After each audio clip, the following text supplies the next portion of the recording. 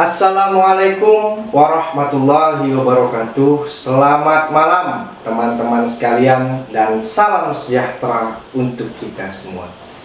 Berjumpa lagi teman-teman di malam yang berbahagia ini dengan saya yang selalu memberikan info-info serta pendapat mengenai permasalahan hukum. Baik teman-teman, di video kali ini saya akan menjawab suatu pertanyaan yang telah diajukan teman kita kepada saya. Yang pertanyaannya adalah, Bang, saya menjual barang berupa kaos dengan harga 65.000. Lalu ada salah satu konsumen yang memesan dan mencapai kesepakatan untuk membeli kaos yang saya jual karena online, sedangkan letak kami juga berjauhan.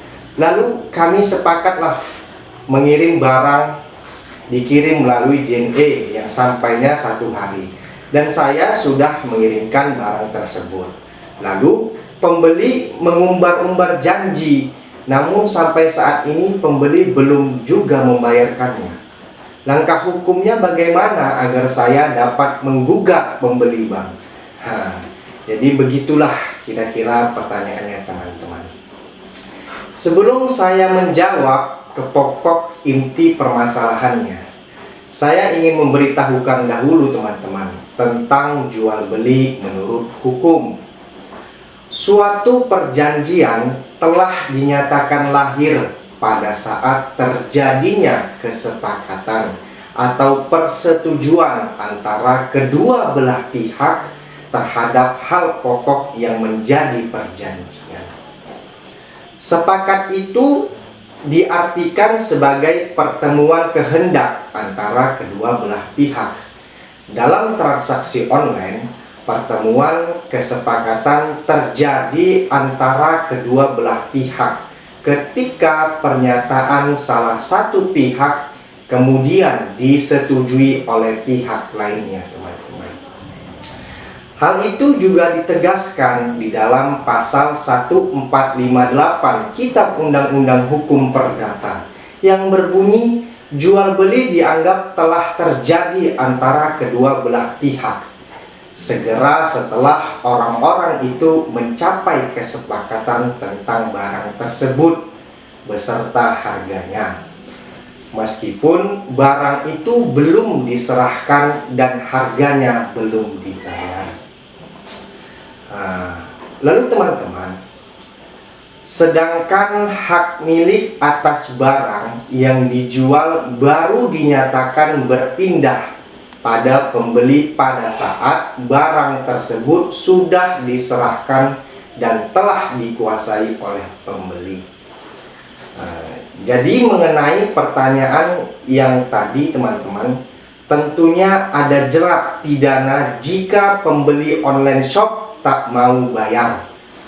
Di dalam kasus yang ditanyakan tadi, sudah memenuhi prestasi Anda dengan menyerahkan barang yang dibeli dan barang tersebut sudah dimiliki oleh pembeli. Akan tetapi pembeli belum juga membayar sesuai yang disepakati secara online.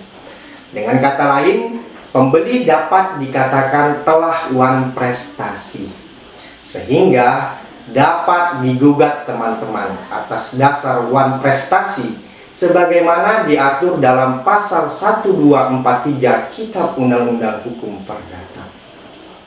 Selain itu teman-teman, untuk menyelesaikan permasalahan yang ditimbulkan dari transaksi yang dilakukan secara online ini, dan dengan timbulnya kerugian konsumen dalam transaksi elektronik, kita dapat merujuk pada Undang-Undang Nomor 11 Tahun 2008 tentang Informasi dan Transaksi Elektronik, atau kita biasa sebutnya Undang-Undang ITE.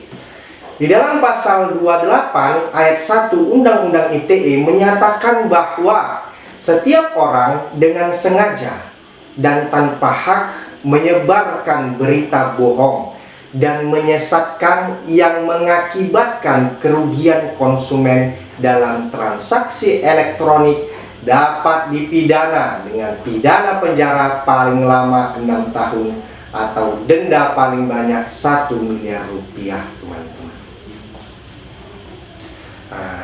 Jadi teman-teman, memang perbuatan yang dilakukan oleh orang tersebut dengan membeli barang tapi tidak membayar dan menjual barang tapi tidak mengirimkan barang yang sudah dibayar, secara perdata dapat dikatakan sebagai uang prestasi dan secara pidana merupakan penipuan.